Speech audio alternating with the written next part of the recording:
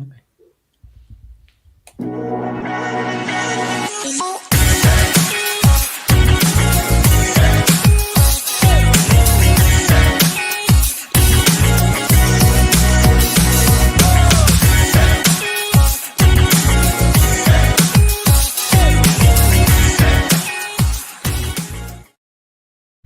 Good evening, everyone, and welcome to the John Henry Soto Show. My name is John Henry Soto, and it's that every single week, actually. And today we're going to change things up a little bit.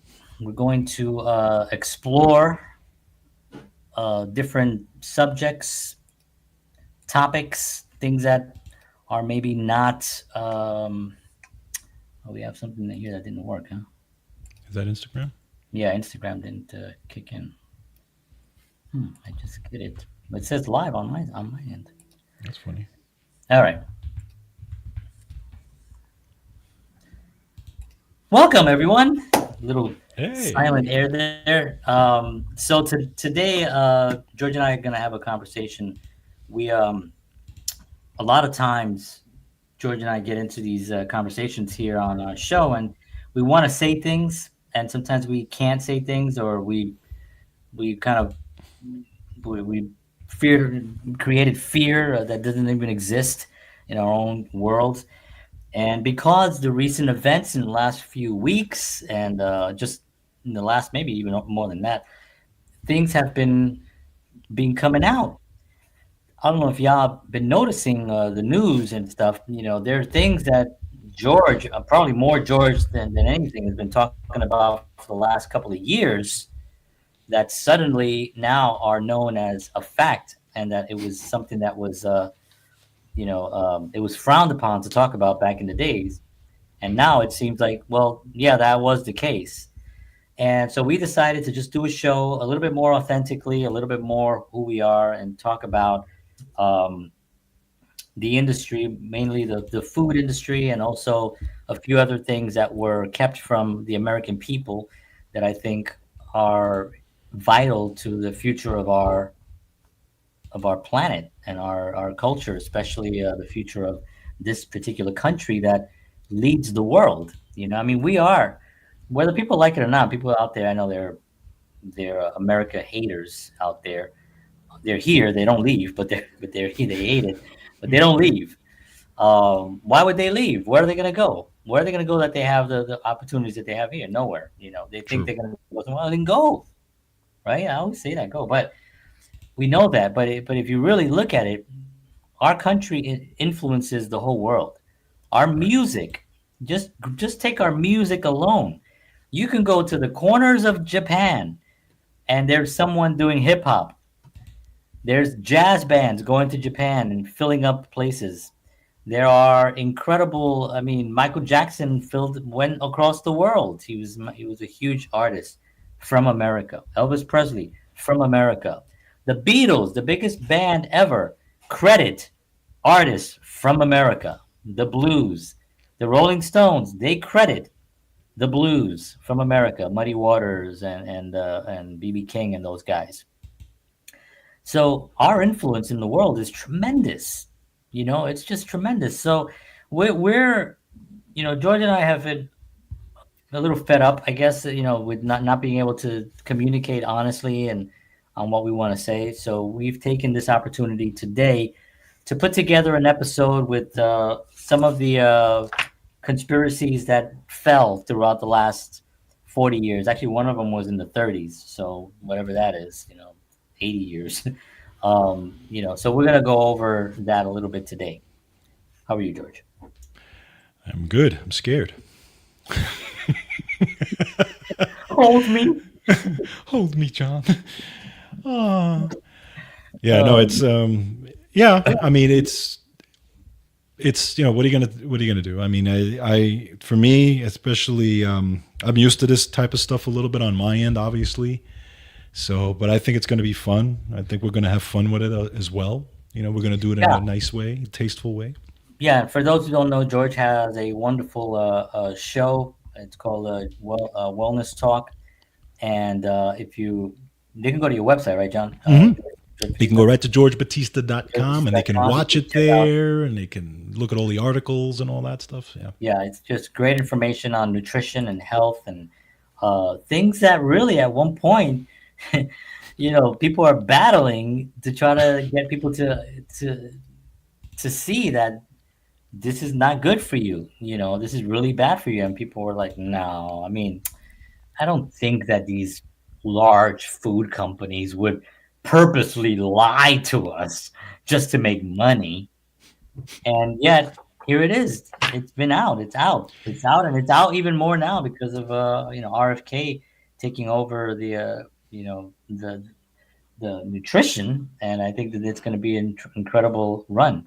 What are you Isn't going it interesting though that we grow up, you and I grew up this way, right? Grew up kind of with the mindset that everything that was done was in our best interest, right? And that there wasn't this other side of things. There wasn't these incentives and all this, conflict of interest and all that. We always just took it for granted as we grew up that yeah, they're doing the right thing. They're helping us out. They're looking for our best interest and all this. So you just kind of didn't even think about it. Yeah, exactly. Soul Chess, a wonderful band out of Nashville here, says America is the best country in the world for music. Fact. 100%. 100% right.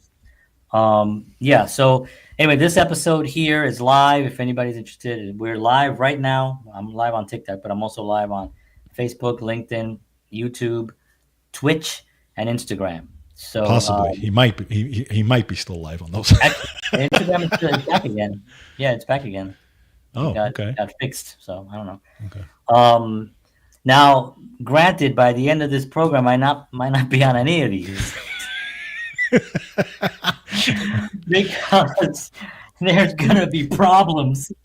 He might be in the back of an SUV with handcuffs on. Yeah, somebody will come over. Like, John, there's some men in black here to see you. What? I don't have the kind of following that would ever have that kind of effect yet, but I am working on just entertaining people, because at the end of the day, we're entertainers, and we want to give people a good show. We want to give people some humor, a lighter side. George and I were talking about the sort of a vanilla show, and George and I have done a lot of vanilla shows. We've done a lot of interviews. They've been very, very great. I love the shows that we've done, but they don't hit any hard issues. We don't have any controversy. When I did have controversy back in 2020, before I moved to Nashville, I got put in jail. I got put in Facebook jail twice. And one time, it wasn't even anything that I posted. It was I shared something that was from the New York Post. It was from an actual reputable paper. Uh-oh. TikTok says unstable connection. Yeah, you're a little cloudy there, just so you know. Am I? Yeah. So that's another thing that happened with my show. In case anybody knows, I actually am correcting this. So if you're getting a little bit of a blurriness, because I know I switched over to a different carrier recently, which they told me that it was the same speed, but they lied. One of the things That's it. What happened? They lied. Oh yeah, Add that on. Yeah, there you go. There's another one. It's conspiracy. No, it was funny. I went on the phone and I swear this is what a woman said. I'm not even making this up. I was on Metro PCS for many years. Right. Many years, 15 years or something, and T-Mobile bought them. So the lady asked me, "Are you with Metro PCS T-Mobile, or are you with T-Mobile Metro PCS?" I don't understand. She said this to me on the phone, and I just started laughing. I was like, "What?" And she's like, "Well, because it's the way they talk. They all have like the same kind of talk. I don't know if it's maybe just one person. She's super busy, but Yeah. she was like, I understand, Mr. Soto. Thank you so much for your patience, and I really appreciate you being here, being a member of our, and I really appreciate it very, very much. Let me just put you on hold 1 second because I want to just get some information for you. I want to make sure I give you the right. I said, okay, yeah, you can put me on hold. Okay, great. Thank you so much for allowing me to put you on hold. Just hang on 1 second, and I'll be right with you. Then they come back. Thank you so much for being on hold. We appreciate you having the patience, and we want to just make sure. I'm like, bro, just tell me what is the issue with the damn thing. So she said that it was the same system. It's the same thing. There's no problem. I'm going from one speed to the next. Then I find out, no, Mm. she lied. Then I find out that the box that I got had nothing to do with connecting directly to the internet. It was a Wi-Fi box that I'm connected to the Wi-Fi box. So if there's a lot of other people on the box, which I have two kids, my wife, and we have devices and all that. So if there's a lot of devices stuck on this one thing, it goes down. So my signal goes down. So every blurry thing that you see, it's because I have a lot of people are on the devices. I didn't know that. Now I'm not gonna kick off my family and stuff while I do the show, but what I'm gonna do is I'm gonna switch probably back. And this was T-Mobile. So T-Mobile, if you're listening to me, I'm very disappointed. Like I know that all these devices hear me. I'm very disappointed in T-Mobile. Now, what I want to get is AT&T. Aha. AT&T has a thing called AT&T Fiber, which is the Right. fastest in the country today, but they haven't arrived here yet. But I did see AT&T trucks nearby digging holes. So You sure wasn't putting bodies in there? yeah, there were two guys with an AT&T shirt with a shovel and some plastic bags. But yeah. So anyway, that's kind of the thing that I want to get. So anyway, I went off the rails there. So that's how we roll here. All right. So I'm gonna list out a couple of these, and we're gonna break them down. George is the professional. He is a wellness coach. He's trained. He's studied. Now, before we say anything that here, we have to read something here because we have to read it. Or I have to put it on the screen. So these statements have not been evaluated by the Food and Drug Administration. This program is not intended to diagnose, treat, cure, or prevent any disease. Please seek the advice of your doctor, or as we say in Spanish, doctor. So, Isn't it medico? Medico? well, el doctor me dijo a mí que el doctor. I always heard that. You can say Yeah, but medical. Yeah, I think medico is more of the probably the official proper title, isn't term. it? The Yeah, proper term. yeah. Well, Okay. there has to be a word in Spanish for doctor. So if you say, because you could say the medical professional, you could say el médico profesional. But then if you say the doctor, you could say el doctor. I've heard el doctor. No, I've heard of doctor too, but I'm saying that I also heard, and I think when I was in high school they said medico, but I don't know. I could be wrong. Yeah. Remember the basketball player, Dr. J? Medico J. Medico J. So we're going to go over a couple of things that were considered conspiracies. People, these were put out, and there were ads. There were ads. If you go to YouTube and you type in ads from the, I don't know, 60s to 70s promoting sugar, there's a ton of them. So the first one we're going to cover is sugar, the sugar industry's influence on research. So apparently, and this, by the way, the things that we're talking about are not George and I just want to make this very, very clear to all the platforms. This is not George and I's opinion. Right. This is not like from our own research that I do in the basement where I'm like with test tubes and looking under microscopes and things like that. No, He does do that, but not for this. I do that too, but I do that for other reasons. Yes. I like to keep count of my sperm. So I like to count my sperm. See, these are the kind of jokes that George and I say when we're off the air that I just have to start saying. I like to make sure that my count is still strong at my age. Got to keep his pin pan strong. Yeah, I want to make sure it's boricua y strong in el sperm. All right. So we're talking about sugar, right? And the sugar industry in the 1960s, the sugar industry paid scientists to downplay the link between sugar and heart disease and shift the blame to fats. Now, if we all remember, now again, this is not a conspiracy. This has already been proven, right? This has already been done. This has already been shown that it was actually fact. But if y'all remember, back in the day, they were everything that had fat. Everything was low fat. Do you remember that? It was Yep. like the 80s was low Yep. fat, and every you get something that's low Yep. fat, no sugar, less sugar. No sugar, but more Twinkies and donuts and Oreo cookies and all that stuff. Then they realized, oh well, now let's make the Oreos less fat.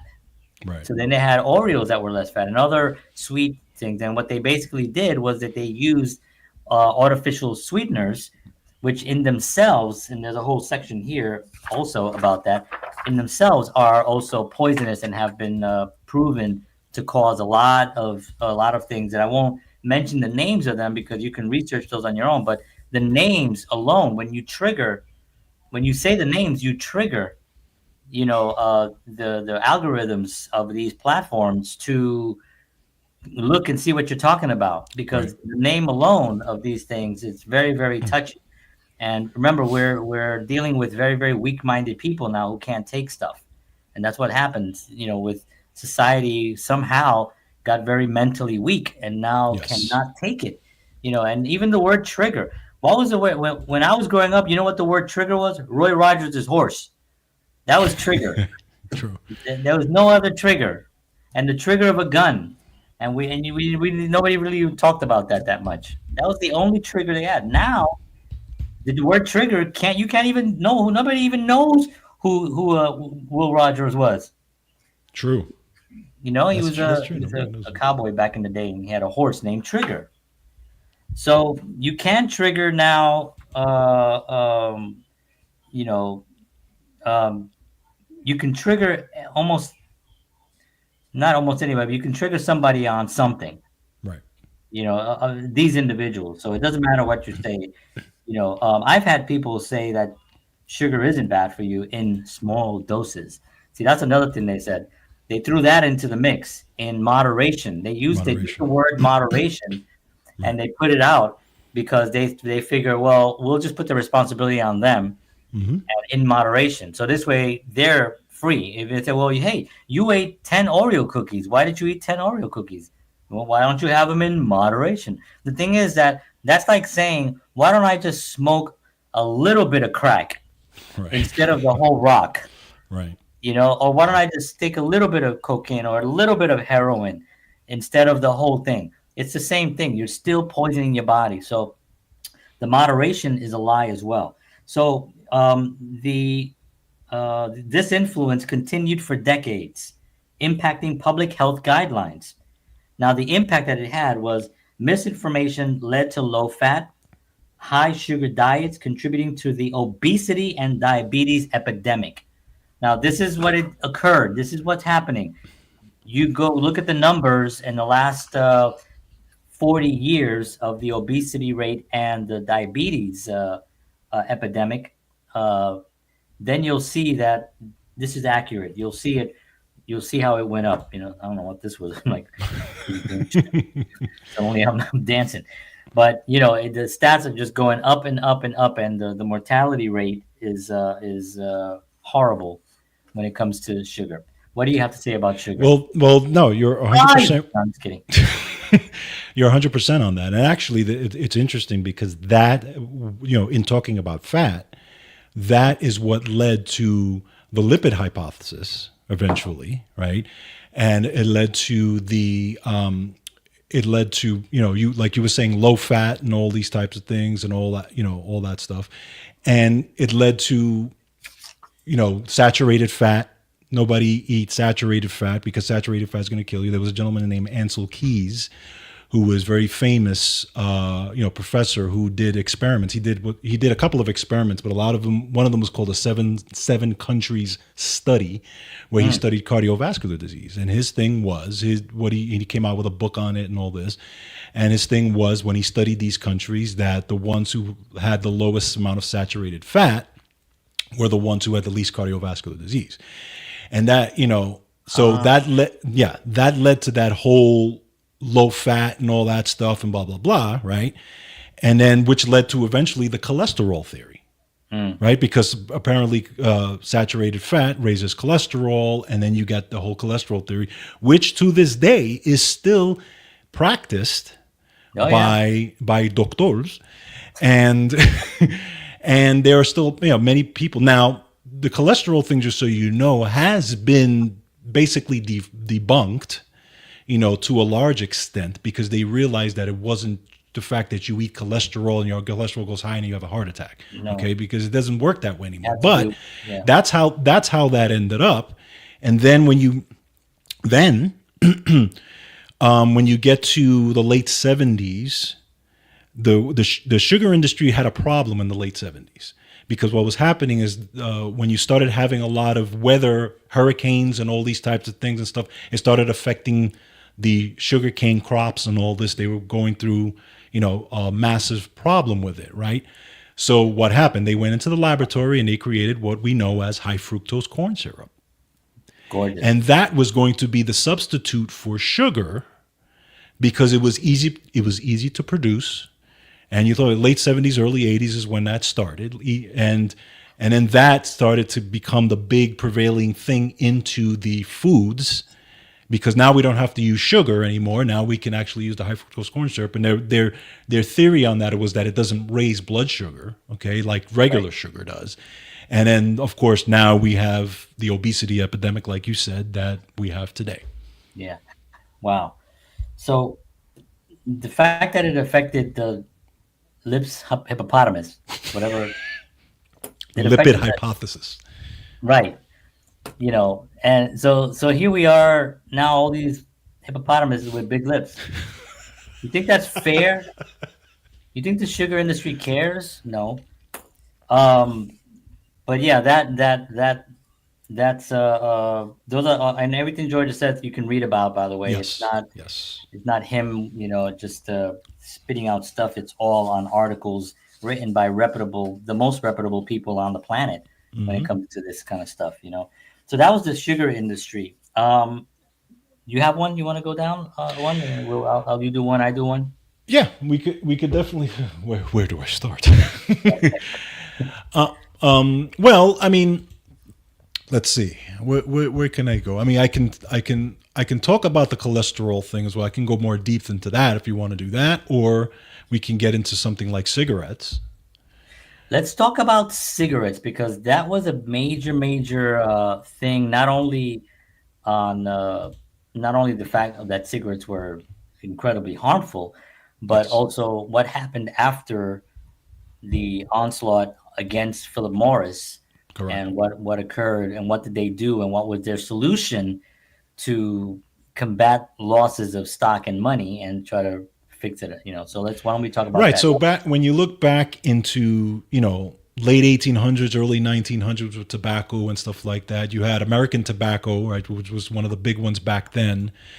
And they wanted to convince people that smoking cigarettes was actually a good thing. Okay, was actually something that was not harmful and that type, which is very interesting. So you have this period. And now, when you look at American history, you have this period between like the 1930s and the 1950s where they really went hard on this. Yeah. And what they did, they said, let's see, who's the one person that people would trust the most as far as talking about cigarettes being good. And of course their main target was the doctors. So what they would do, like the American tobacco, the big tobacco industry at that time would send doctors cigarettes. and they would have the doctor yeah, and they would send them cigarettes, and then they would go to them and ask them, okay, what do you think about these cigarettes, and blah blah blah, and the doctors would say, well, I'm smoking a cigarette. So their big thing was a couple of things. Number one was to try to get ads with doctors talking about cigarettes, and number two, here's the big one. It's so hilarious. It is, but here's the big one. The what they basically said, well, how could we convince people that cigarettes are good for you? Well, they had an ingredient called, let's see if I remember the name of it, 'cause it's been a while since I looked at it, but ethylene glycol, which was put into the cigarettes. Now, the reason why they put that in was because that ethylene glycol was shown in certain studies to eliminate inflammation. Okay. And the reason how they figured that out was they took the ethylene glycol and they actually stuck it in the eye of like certain animals that had inflammation around the eye, right, and the inflammation would go away. So what they did was they put it into the tobacco of those cigarettes. They sent it to doctors, right? And they had the doctors smoking these cigarettes. And then what they basically said was in the articles was that smoke these cigarettes, and of course I'm paraphrasing, but smoke these cigarettes and it will take away your throat irritation because of that glycol. The ethylene glycol would take away the throat irritation. So that's what they would do. So they literally had doctors. They sent it to all doctors all across the country, and through that period, doctors were actually smoking cigarettes, and then they made ads, and they literally would say, "Your doctor loves smoking," and they had the doctor in the white cigarettes. Right. They had the doctor in the white coat with a cigarette in his mouth, like this. And that portion went through, all the way up until the 50s, when they started realizing that there was a rise in lung cancer, right? Because lung cancer wasn't a big deal back then, because also they didn't really keep track of a lot of it. But lung cancer in the early 1900s was really not a big deal. Right. But they all of a sudden saw this huge rise in lung cancer, so they started to do the study. And in the 1950s, they started to see the correlation between cigarettes and lung cancer. So finally, until 1964, all that time, 1964, where they finally had to declare that cigarettes was actually correlated with lung cancer. And that was the big press conference. The Surgeon General made a big press conference. Yeah, and they put that on now. Every pack of cigarettes had to say it. Correct, exactly. That's when that happened. Yeah, but they still kept selling it. Of course. And kept promoting it. And then apparently they couldn't promote anymore on television, right? Right. So you don't see cigarette ads anymore, and yep. You don't see print ads much either. No. Or maybe print ads. No, I mean, you would see them in magazines, but you don't see that. I mean, yeah, you don't really see that. No, not today. No, but back then, because you remember the Marlboro Man? Sure, of course. Yeah, right? Remember that he was there like this with the smoking his cigarette. I mean, when I was a kid, I remember that. Of course, I remember that. Yeah, I never smoked. So I don't. I know it was an addictive thing for it. My mom smoked. My stepdad smoked. I know you came. I think you was probably surrounded with some smokers as well. Oh yeah. Yeah. So it was just part of something but it never really seemed healthy to me. I was not naive enough to think that inhaling smoke into your lungs that just made you feel that was healthy. I always kind of knew. I mean, I'm not saying that I'm smarter than anybody. I was just saying that for me personally, it never felt like it could possibly have any health benefits whatsoever at all. Yeah, I agree. I just thought that. My question is, who's this Evelyn Glyco, and why did she get involved? How did she where is she today? Is she? I don't know. But apparently she did very well with inflammation. Oh, she did. Oh, good. So my take on the whole cigarette thing, especially dealing with so many people that I know died from cancer, just cancer, lung cancer, is that what did they do? These Philip Morris, when they realized in the early 80s, when they realized that they were not going to get away with this any longer. It was the numbers, people were selling their stocks, the numbers were down, people were not smoking as much. Smoking was also being banned in a lot of places where it used to be smoking sections. If anybody Right. remembers, Yep. you could be inside, but there'll be a smoking section. Well, that was taken away. Now, then no smoking inside at all, anywhere on any building. Right. Like, and George and I were musicians, so we were playing clubs where we went from the smoking to the non-smoking period. Because in the beginning, you go into a club and you come out smelling like a cigarette, Yeah. because Right. everybody was smoking in there. And then it went away. And this was like, I guess, in the 90s, I guess, because that's when we were generally playing, late 80s, 90s. But it was taken out. And, but then Philip Morris decided, that one of the strategic things for them to do was to buy food companies. So what they did there, a lot of people don't know this, but Philip Morris is one of the biggest owners of the food industry. Right. And I'm going to read this here. It says,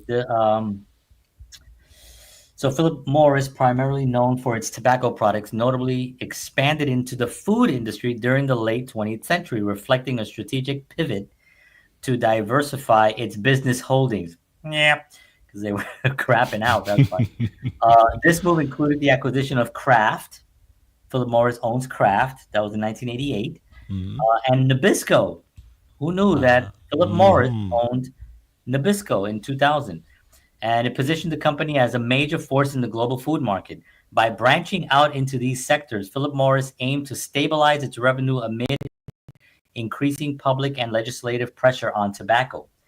The integration of iconic food brands under its umbrella allowed the company to leverage its marketing distribution network effectively, reshaping its identity beyond just tobacco. And it goes on, it's a little bit long here, but with Philip Morris Ventures serving as a prominent example of strategic expansion, this is more of a positive thing. Like, it's like, and they did the right thing by realizing they're survivors. No, what ended up happening was that they took their scientists, that were working on tobacco, to they moved them over to their food industry, and some of them directly, like, okay, you don't work for tobacco anymore. I want you to go to food, and I want you to figure out how we can get more people to eat more food. The marketing came up, and then a lot of the foods now contain certain ingredients. And then the ads came out like, you can't eat just one. You just can't eat just one. Like, to really get you in, and then to kind of justify the fact that you are eating a lot of garbage. And this began the real dangers. I mean, the cigarettes were bad enough, but now they've taken over the food industry. Two of the major, Kraft and Nabisco, are major, major players in our food industry. Everyone watching this right now has eaten something from Kraft or Nabisco, I guarantee you, right? So, and the process of these foods, if you go back and if you're able to find a box of whatever Nabisco Cheez-Its or something or from back in let's say 1990, grab the box and grab the ingredients, and then grab one from today. What's happened is that these scientists have figured things out. Yeah. They figured out how to keep the product fresher longer, how to keep it from crumbling under certain chemicals. Because if you add a certain chemical to something, it may break down the thing. So you got to find something that can keep it together. So that's a Right. lot of these things that are in there, are to basically just keep it from crumbling. They'll even say it in the ingredients. They'll say keep to keep it from flaking or from crumbling or whatever. And so that was their MO. So what they're doing now is they're using their scientists to figure out a way of how to increase their numbers and their sales by getting people addicted to the foods.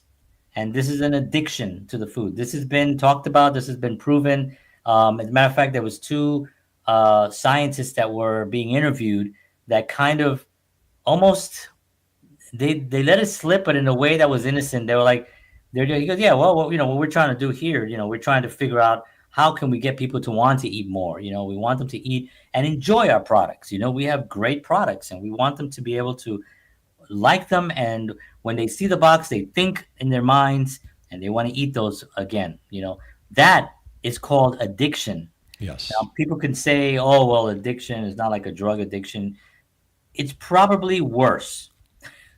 It's probably worse. And I say that because drugs, you know what you're doing. You sticking a needle in your arm, you know you're going to get high, and you know that you might die. If you smoke crack, you cannot be thinking that at the other side of this episode of crack smoking, I'm going to be in a top 1% of the income earners in America. You know that you're going down. So a drug, somebody who is addicted to drugs, which is as sad as you can, and I talk a lot about that with the drug-free world, and and it's a very serious issue as well. But imagine drugging your kids without you knowing or them knowing. Imagine someone purposely feeding poisons to your kids, and that to me is a crime against humanity. Now, these companies are so big, they're so powerful that I can't imagine anybody ever going to jail. Now, what I can imagine is that some legislative body is going to come in and is going to put some new things where they have to now change the ingredients that create these things and kind of enforce them and just clean up some of the food again. It's not going to cost. The thing about it is that they think they're losing money. They're trying to make the most money because at the end of the day, there's that expression that I love. At the end of the day, Yeah. at the end of the day, I hate that expression, but anyway, at the end of the day, what do they want to do? What do these companies want to do? We want to make money. They want to make money. But who do they have to make money for? Themselves? No. These are publicly traded companies. Correct. These are stock holding companies. There are stockholders that put in their money and they buy a huge share, and they want their investment to be bigger tomorrow than it was today. And that is who they're responsible for. So the pressures that they're under they've grown so big that how can they now cut and spend more money for the food? Because it's going to cost a little bit more for them to create. It's going to cost more to create a cracker that has like 2 ingredients or 3 ingredients, right? Bread has 3 ingredients. Go to the supermarket and get any kind of bread and look at the ingredients. And if you find one that has 3 ingredients, send it to me. I guarantee you won't find it unless it's in a particular place where it's a health food and you go to Whole Foods and you get a section of a bread that's made, But if you get any kind of storefront, any kind of store-bought bread, supermarket bread, look at the ingredients. You're going to see no less than about 8 or 9 ingredients on there. And that's not bread. Remember, bread has been around a long time. Bread is biblical. Right? Bread is in the Bible. Bread, it's what Jesus ate. It's what Jesus gave to the disciples. You know what I mean? It's what people gave as what people sold. It's what, people sold bread. They were bread makers. It was a job. People were, what I mean? So bread has been around a long, long time. So it's in our nature, it's in our psyche to want to eat bread. And I love bread. I love bread, and I struggle. I went the other day to the supermarket that we have over here, Kroger's, and I was looking for I said, let me get a good bread because we were gonna make some burgers. Let me get a good bread. Could not find it. Could not find one bread that was not. It was like they have canola oil, seed oil, saf oil, sunflower oil, and all of them contained all these poisonous oils. These seed oils that now everyone is talking about seed oils now, and RFK is out there talking about seed oils, and now people are realizing, oh, seed oils are bad for you. I didn't know that. George and I have been talking about seed oils. George has had doctors that have been talking about this stuff for years now. So this is why we're doing this episode, is because we're excited that this truth is coming out, that people are going to get healthier, and at least people are going to get more educated. Right. They're going to get more educated, and you make your own decision, because I think people also say, well, people should just be allowed to do what they want. You're right. Yes. You're absolutely right. You know, but let them know what they're doing. Right. They're not letting people know. They're thinking they're healthier. Like there was the Mazola oil. They said heart health on the Yeah. Mazola oil. Yep. It's not heart health. You know what oil that is? You know how refined and processed that oil is? That when you cook that oil, the carcinogens that are coming out of that oil into are cancer causing. It causes cancer. That's again not me, not me saying it. This is an actual fact. You can research all this stuff on your own. So this part of it to me is the best part, is that people now can get educated on their own, and they can make decisions. I have a app, the Bobby Parish, Bobby approved app, Yeah. and so I got the app, and I go to the supermarket and I start scanning things, and then it says Bobby approved, and if it's not Bobby approved, he'll give you a list of things that are approved, that are of whatever it is that you tried to get. So it could be anything like pastas and different types of even chips. Like we use the siete chips, right? And those are really good. They're whole ingredients, and they're made with avocado oil.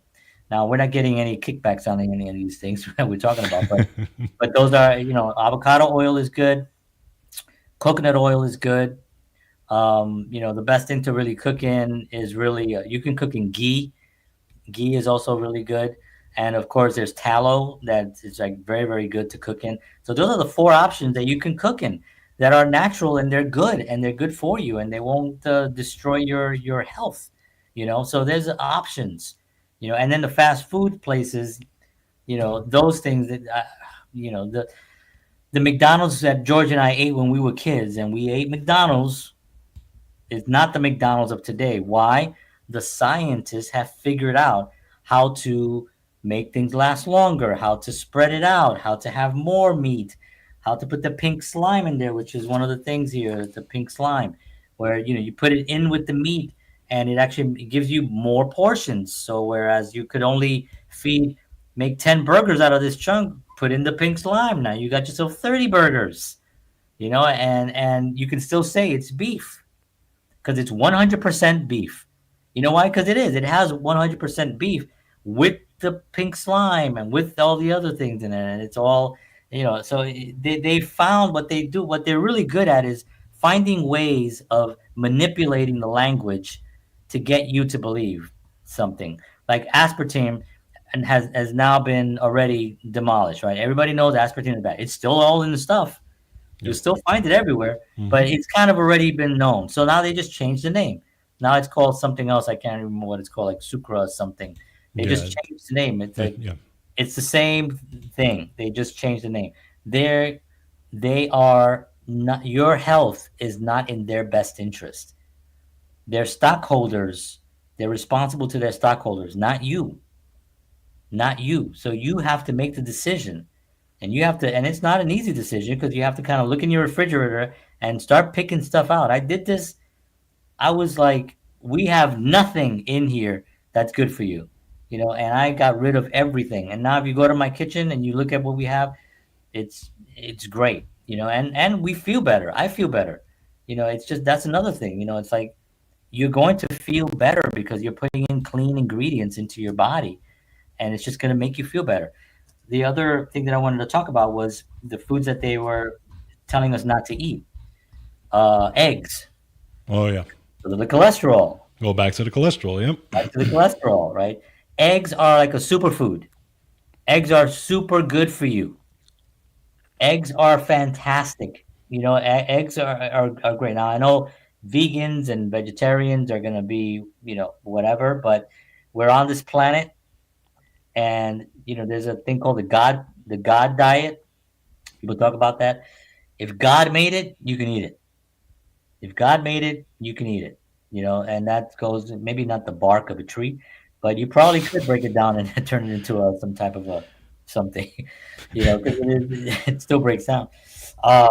But if God, made it, so we're talking about the animals and the vegetation and the fruits, fruits and vegetables, um, it's part of that. So you have the options right now, and when they're trying to get you to not eat something, you have to look at that. That whole food pyramid has been a scam for the last since 1993, I think, when it came out originally. I think Hmm. we did a show on the food pyramid. Yep. You can watch it on our channel. We covered the whole food pyramid and the different stages of the food pyramid, where they had on the bottom the thing that you should eat, and on the top the thing that you should eat the least, and on the bottom the thing that you should eat the most, because that's how the food pyramid works, right? It goes like this. On the bottom is what you should be eating the most. On the bottom they had rice, bread, pasta. They had all starches, sugar, everything that turns into sugar, and it went all the way up. Vegetables, I think, were like in the middle, and then meats were like somewhere all the way on the top, like the least amount. That should be reversed. That should be right. You should be eating meats. You should be eating eggs. You should be cooking with tallow. You should be having vegetables, not smoothies. When you have a smoothie, you take out so much of the fiber that's in the fruit. If you want orange, eat an orange. I mean, you can have a smoothie too, but also eat the orange. Hmm. Eat the orange, eat the apple, because the fiber that's God made it that way, right? I mean, our planet was created with all the things that we need. We don't need anything else. Why do we need a Dorito? A Dorito didn't grow on a tree. A Dorito grew in a lab. Doritos are completely 100% genetically modified, not even modified, genetically created, engineered. It's it's engineered food. It's not real food. There's so many things that are not food. Okay, go ahead, George. Sorry. Not much I could say after that, man. Take an amen after that one. That's a big amen. Absolutely. But he's 100% right on everything he said. I mean, it's just, you got to eat good food, and the food that have gotten demonized, like eggs. Eggs, again, eggs is a fantastic, one of the best foods out there.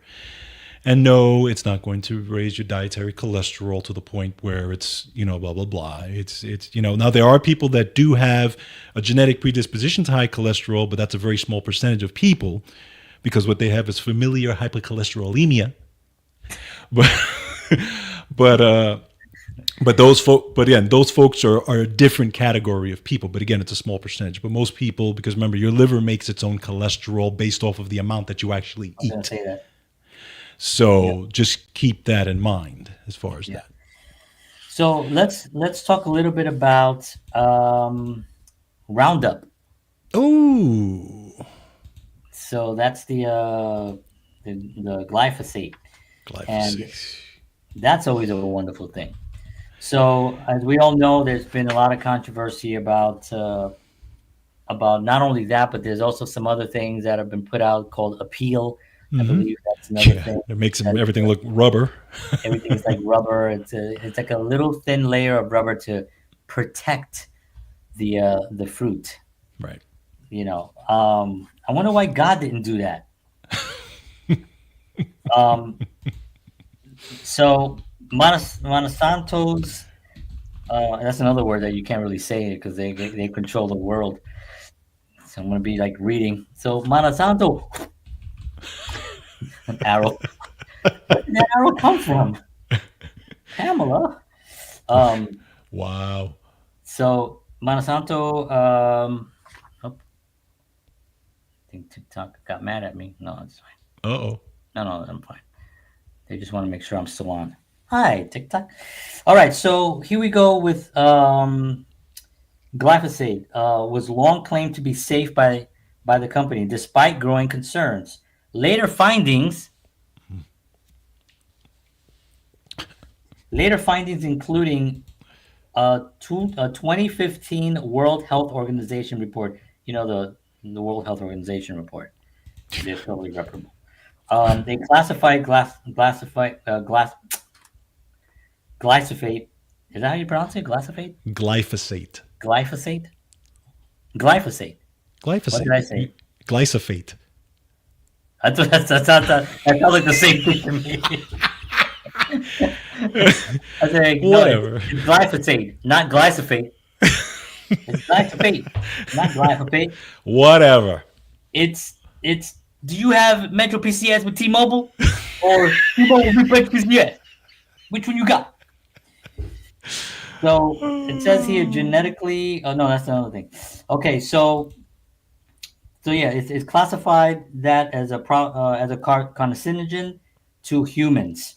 So for those of you who don't know, anything that go ahead. No, when you say that, you also have to make the distinction, because remember, there's categories for a lot of these things, right? Right, There's probable carcinogen, and then there's possible carcinogen, and that right, puts it into a different category, and that's shows where it's allowed to, how right. much And of it it is said allowed that to be here. I just sold. didn't think of reading it. Oh, no, sorry. No, I was gonna read it, but I want to hear what you had to say. Yeah, yeah, No, no, yeah, go classified as ahead. probably. Yeah. Yeah. So it's classified bad or it's probably bad. It's one of those two. I don't know which. So explain those two to me. Well, I For mean, I our don't. audience. Yeah, I mean, you might Or have it in front of you, because I don't remember exactly which is the worst category. You right, might have, but basically, when you there's different categories for things like that, right? Even ingredients in foods and stuff like that. There's grass, right. which is generally recognized as safe, which basically says that the general consensus is that this is safe, but there could be something wrong with it, but you can just use it, right? And then and then there's possible carcinogen, and then there's probable carcinogen. Like I said, I don't remember exactly which one is higher on the poll, Yeah. but again, it gets put into those categories. So classified is a general term that means an agent or substance has been assigned to a specific category based on its properties or effects. For example, organizations like the International Agency for Research on Cancer. The classification depends on how convincing the evidence is and can range from carcinogens to humans to Right. not classifiable as its carcinogenicity. Probably means this specific term is often used as a classified by the IARC. It means that there is credible evidence suggesting the agent could cause cancer in humans. So you don't want probably, you want Right. classified. It might, could, It maybe. might be good, but again, this is what I talked about earlier. They manipulate the language to Correct. confuse people. Like Correct. me, I'm not a smart man, and you can tell how I read. I'm worldly smart. I study a lot of stuff. You know what I mean? Glyphosate. Glossifada, gloss of fate. What's your fate? It's gloss of fate. That's my fate. Biatch.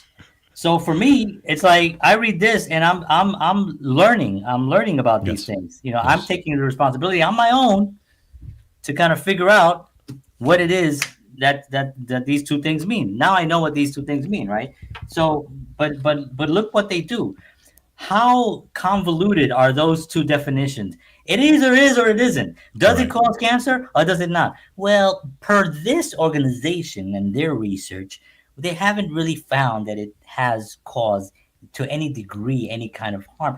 This one, they probably might have a little bit more of that. They're just so evil in their language. I mean, they're doing it because they know that a majority of the people are not going to do this. They're not going to go research. They're not going to go read. They're not going to go do anything. They're just going to eat, and get sick and then go to the doctor and then get prescribed and then go to the doctor, get prescribed and keep eating. And then they go and then they die. Which goes back to what I said earlier in the show, right? That we always grew up saying, they don't have they're not, they always have our best interests at heart. They're not, Right. So of course we think, there's Yeah. nothing Yeah. wrong with it. And that's how a lot of people still think though. Correct. People have told me, oh, this is so funny because I know this person not even ever going to bring this up to me, but this is a person that I know still who said to me once, this is a conversation I had in Bayonne, New Jersey. He said, do you really think that these major companies are going to actually put poison in their foods? And I said, Wow. yes. I said they have been. I've been, this is the thing that you and I have been talking about for decades. I mean, George and I were into nutrition when we were teenagers. We used to work out at the gym. George had like a home gym, and we had our own little weightlifting belts, and we all looked really adorable as little teenagers trying to lift weight. And then what will we drink to get some strength? Nutriment, which is Yeah. basically sugar in a can. Yeah. It is poison. It is bad for you. But we had no idea. As we continued to grow and George got into wellness like very seriously and he got more educated, he cured himself from a lot of things also, like cured allergies and things like that. To me, it was sort of like, well, we took the responsibility. We just decided let's just read about this stuff and let's figure out what it is. But a lot of people are just not going to do that, you know. Correct. So let's talk about the CIA. I think that no. Well, I got one. Okay, go That's for it. that's a interesting one. I We're know we're almost running at the short. top. Yeah, Nah, well, let's just go.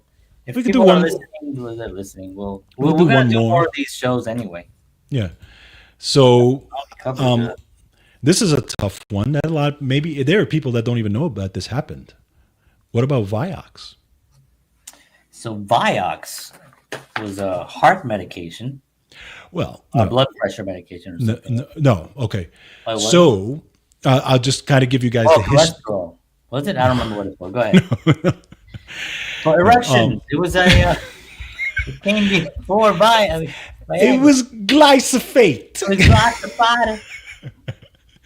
Actually, so no, Vioxx was first of all, Vioxx was developed by Merck, and Vioxx was an actual painkiller.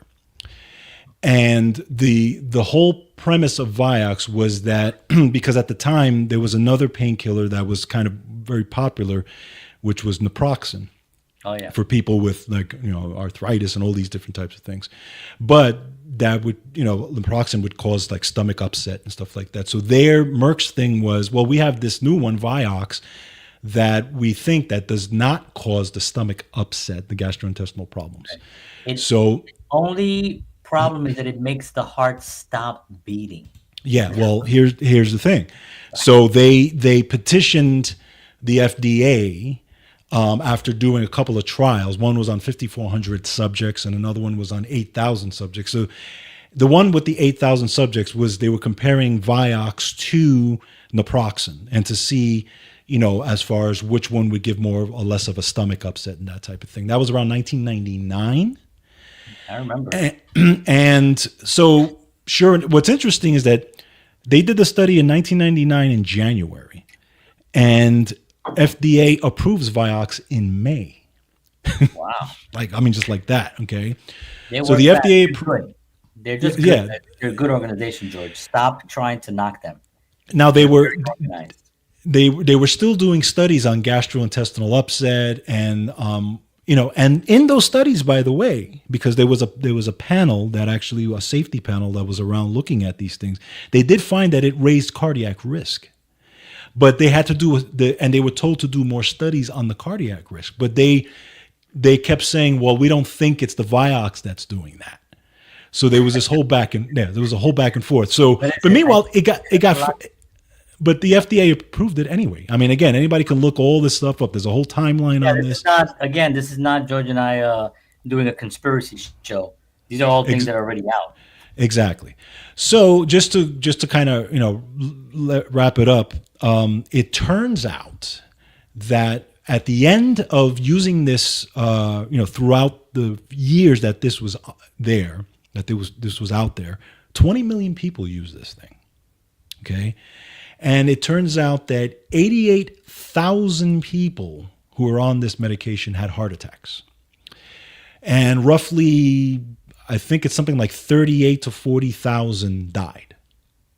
Okay, It's 50,000 on what I read. yeah, I've heard estimates from anywhere from like 40 to 50,000. There's there's numbers on. There's different numbers depending on who you talk to, but it took it. They finally pulled Vioxx off the shelf in 2004.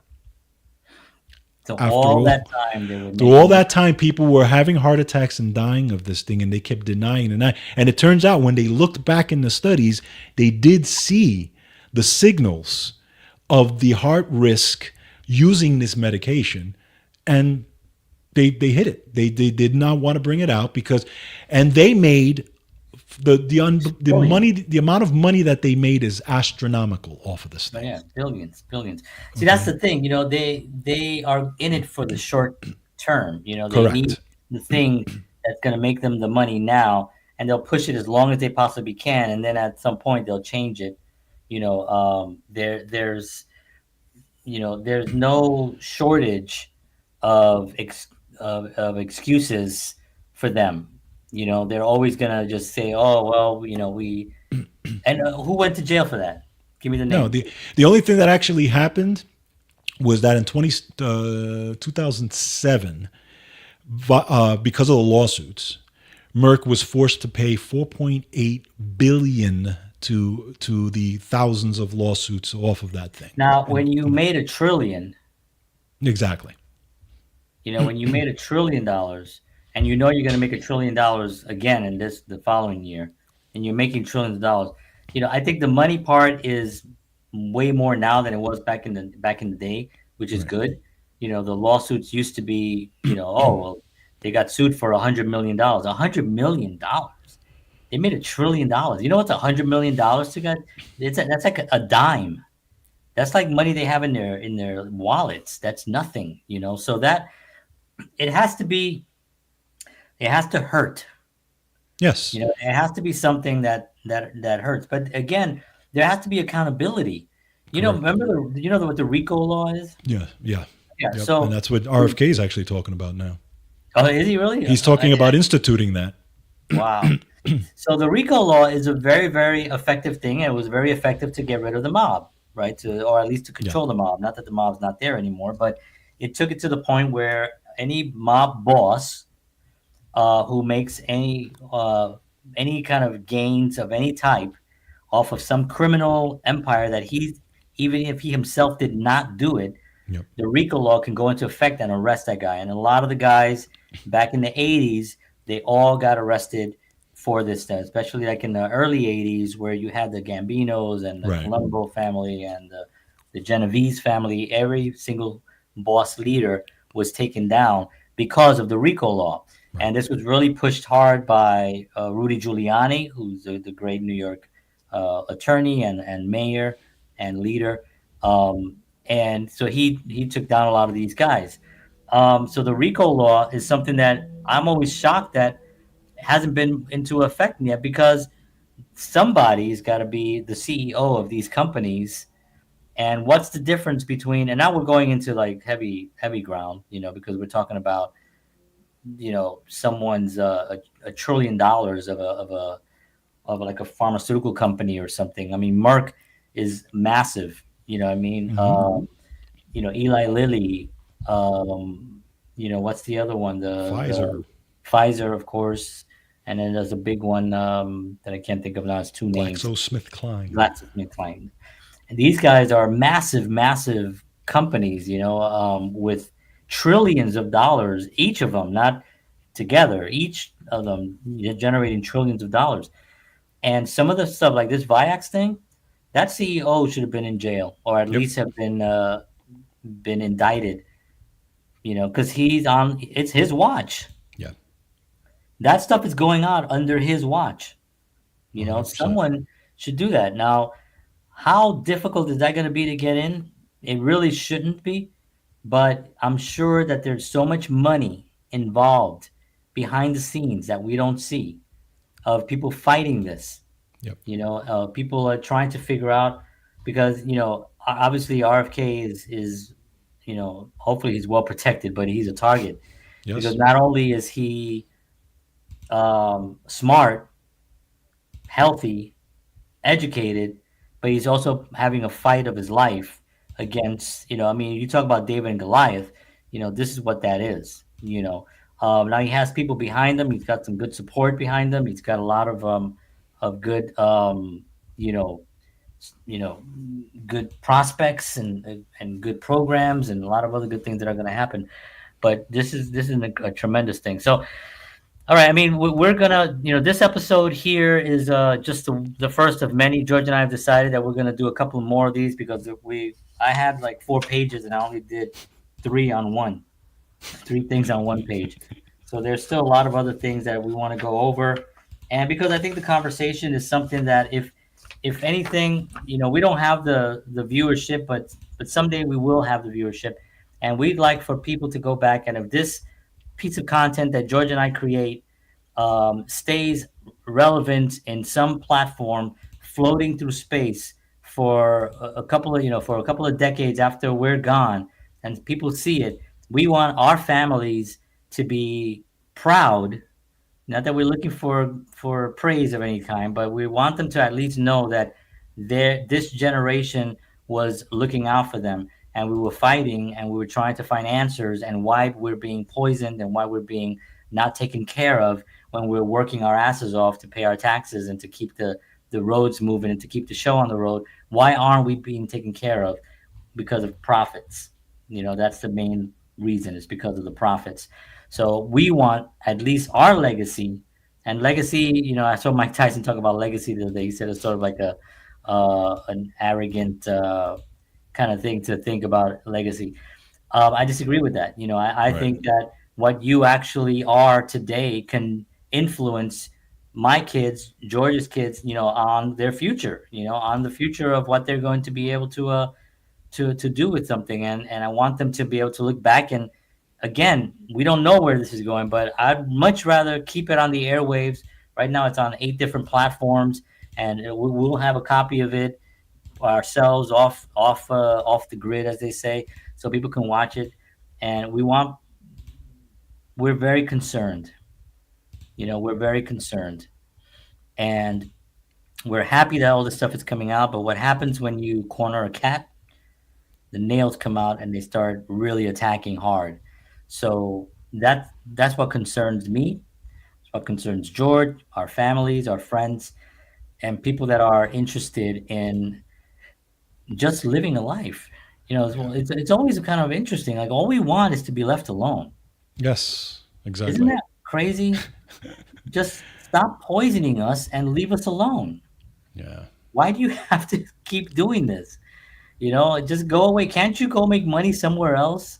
Can't you find another thing to go make money on? You're not smart enough to find another thing that can make money. You have to be so dumb that you have to just make poisons to make your money. Like, you know what I mean? It's Yeah. almost pathetic as a human being to think that that's the only way you can make money, is to create toxic foods and the air, the water. Now the fluorine is all out in the news. Now it's bad. I've been talking about fluorine for like 40 years. We've been talking about fluorine. I mean fluoride. Fluoride. Yeah.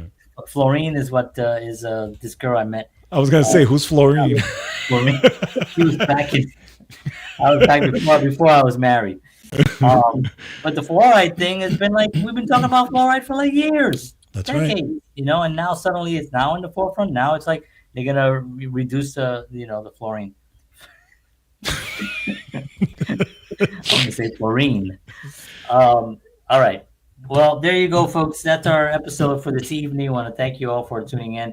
As always, we appreciate anyone that has passed by and taken a minute to say hello or to just watch us. Again, if you're watching this after the fact, we do check messages, so you can send a message on any of these platforms, and I will respond back personally if I can. If not, George will reply back, or somebody will reply back. But want to thank you all for joining us, and we appreciate you. We will see you all next week. We're going to do another episode. We're going to continue talking about this. This is interesting to us because we're parents and we're here on Earth, and we want to, I love artists, right? And my business is about artists, and I love helping artists, and that's my calling in life, is to help artists. It would be nice if I could at least have the artists be able to eat foods that don't make them wacky, or that don't make them sick, or that don't feed their brains properly. Yeah.